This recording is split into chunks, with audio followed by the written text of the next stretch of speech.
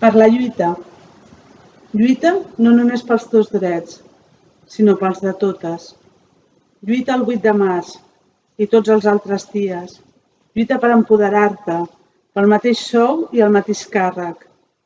Lluita per la igualtat i per la certesa d'un món millor. Les dones iranianes. Aquestes noies que volen trencar-los els somnis, però no ho aconsegueixen. La seva lluita és ser dona, llevar-se pel matí, anar a escola, ser una més, dignitat. La llibertat és el seu anhel més preuat, juntament amb la salut, l'amor i el respecte. Dona. Dona oberta, dona natural, dona amorosa.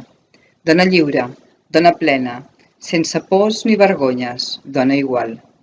Orgullosa de ser dona, amorosa, oberta, feble i forta.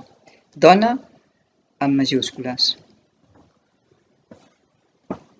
Per a la dona, tu ens portes al teu ventre 9 mesos, creixent dintre de vosaltres i ens doneu la llum. Diuen que la dona és dèbil perquè té un tamany inferior a l'home, i és només per això que sempre ha quedat en segon pla. Però la realitat és que és més forta que l'home perquè té que aguantar la violència masclista. Per a totes les dones del món, el desig de la vostra llibertat, autonomia, diversitat sexual i l'alegria.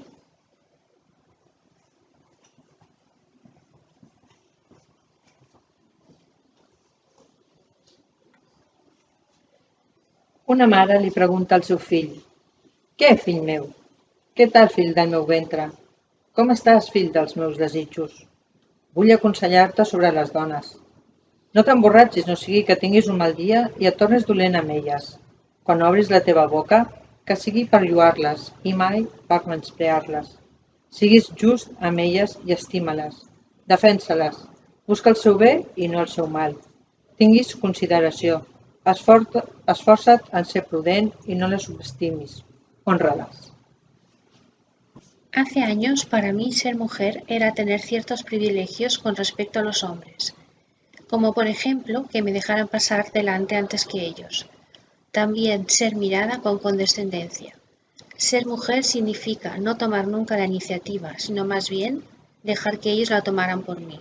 Ser mujer significa no tener el mando de mi propia vida y depender de los mandatos de un hombre. Ser mujer era quedar bien con una sonrisa sin tener que justificarme. No saber nada sobre ningún tema e ir por la vida sin rumbo claro. Por consiguiente, ante estos pensamientos, mi respuesta a la vida fue la de huir de los hombres por miedo a ser controlada por ellos. Inconscientemente me fui alejando de los hombres sin dejarles formar parte de mi vida. Y aún hoy me queda ese resquemor ante la idea de tener un hombre a mi lado.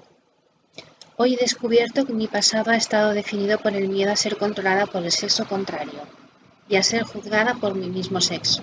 Así pues, me encontraba en una encrucijada, no podía confiar en nadie. Quizás mi referente paterno y materno hayan contribuido a mi manera equivocada de ver la vida. Ellos son un reflejo de todas mis creencias antiguas, me han hecho de espejo.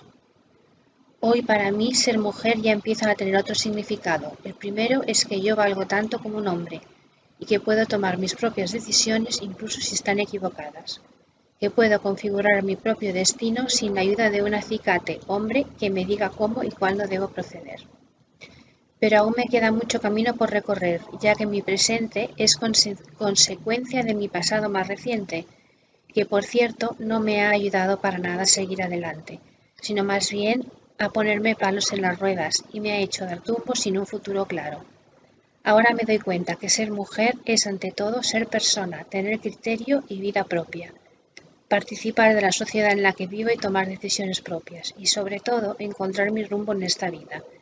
No dejar nunca de cultivar mi vida interior para dejarme guiar por ella.